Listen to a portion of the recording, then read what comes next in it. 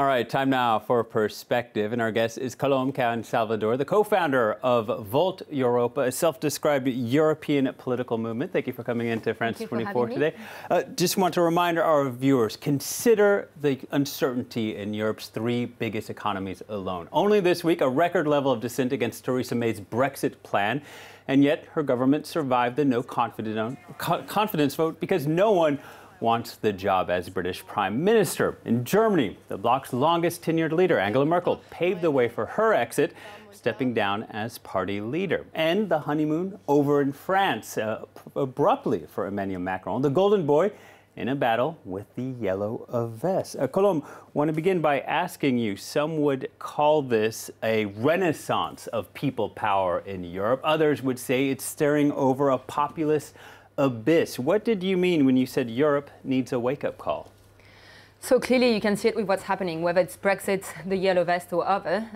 There's a big disconnect right now between political parties, traditional political parties, and citizens. Citizens need to become active in politics, in the democratic life of their countries and of the European Union in order to make sure that we head in the right direction. Now, this sounds eerily similar to what Emmanuel Macron said a couple of years ago when he started En Marche, a sort of citizens movement, an alternative to the establishment.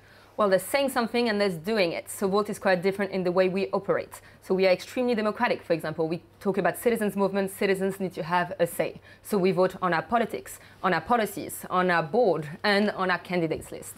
In addition, it's a bit easy to say that we want to give a wake-up call to Europe from France. We are a pan-European movement now present in 32 European countries, and we will present ourselves for the European elections in at least 10 countries, which means that we can actually represent Europe and hopefully give Europe the wake-up call that it needs. Okay, tell us a bit more about these European Parliament elections. Volt preparing what it calls the Amsterdam Declaration. What's in that? Yes, so we actually voted on the Amsterdam Declaration back in October. It is our one program for the European elections. So for the first time, a party with one name, one logo, and one program will actually have one campaign across European countries. So hundreds of members participated in the creation of the Amsterdam Declaration. It's called the Amsterdam Declaration because we voted on it in Amsterdam at our General Assembly and adopted it.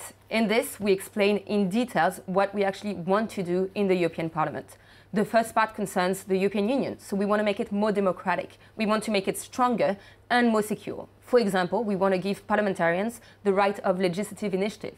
It's a bit insane today that people that are directly elected, meaning parliamentarians, can't actually propose bills. I mean, they are the representatives of citizens.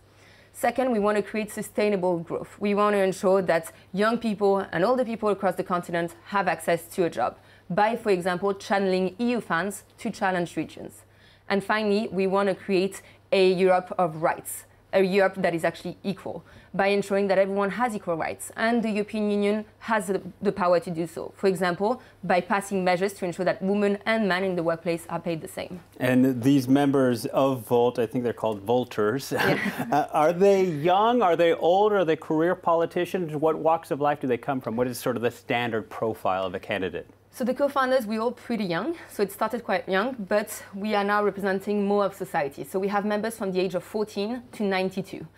They come from all walks of life, and they actually managed... 92 years old? 92. We have a survivor of World War II in the Netherlands that decided to become involved in politics for the first time in his life because he was very scared with what was happening to Europe. And 14, is that even legal? So we have parental consent, okay. Always. But yes, it's young people who actually believe that they have a role to play in the future of the continent and of their countries, which is absolutely needed. And by the way, they propose great policies and have great ideas as well. So we have people that represent all of society, and this is the aim. We accept everyone in the movement, including career politicians, but none of the co-founders actually went into politics before or were ever involved. More than 70% of our members were never involved in politics. Then we also have previous parliamentarians, whether at the national or local level. So we try to tap into everyone's experience and everyone's willingness to work for the future of our continent. Now, on paper, a citizens' movement is something we've heard brandished around quite loosely recently. I'm thinking of Vox in Spain or Podemos as well, the five-star movement in Italy. Also, we heard this in the UK with Brexit. How do the sort of people you're trying to appeal to differentiate your group from other existing sort of fringe movements that we've seen over these past few years in Europe? No, so, others have tried to do citizens' movements in the past, political movements, and it's great. We don't aim at being the only citizens' political movement. We want to enable citizens to become more active in politics in general, whether it's through us, others, or other means of participation that we advocate for.